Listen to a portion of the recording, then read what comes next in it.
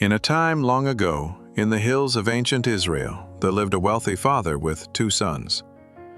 What happened next would become one of the most powerful stories ever told about love, loss, and redemption. This is the parable of the prodigal son. One day, the younger son approached his father with an unthinkable request. "Father," he said, "give me my share of the inheritance now." In that culture, this was like saying, "I wish you were dead." But the father, with a heavy heart, divided his wealth between his two sons. The young son gathered all he had and set off to a distant country. There, he squandered his wealth in wild living. He spent his days in luxury, surrounded by friends who only cared about his money. Wine flowed freely, and every desire was indulged. But money runs out, and so did his so-called friends. Then, disaster struck.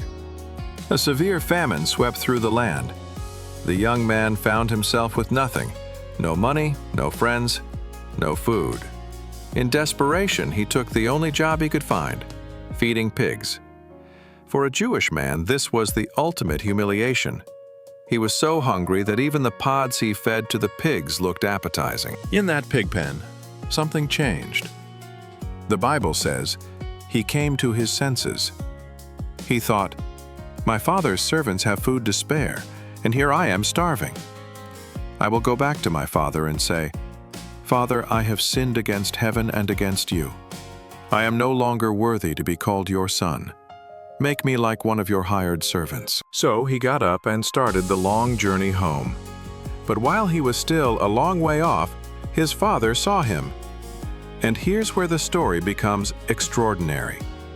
His father didn't wait. He didn't stand at the door with crossed arms. No. The Bible says he was filled with compassion. He ran to his son. The father threw his arms around his son and kissed him. The son began his rehearsed speech. "Father, I have sinned against heaven and against you. I am no longer worthy to be called your son." But the father wasn't listening to speeches. He called to his servants, "Quick, bring the best robe and put it on him.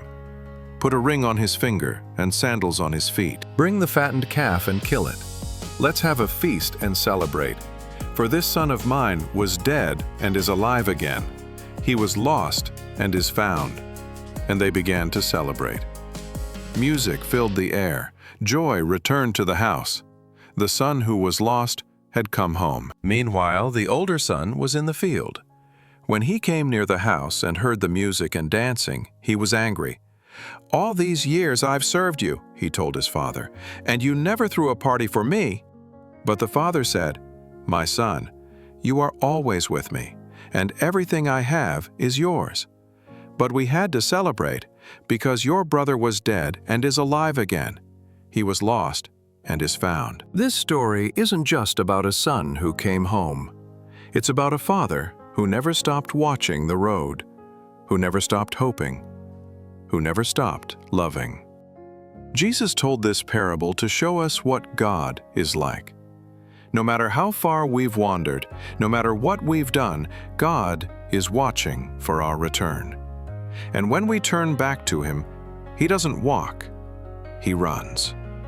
Not with judgment, but with open arms. This is the heart of the gospel. This is unconditional love. You are never too far gone to come home.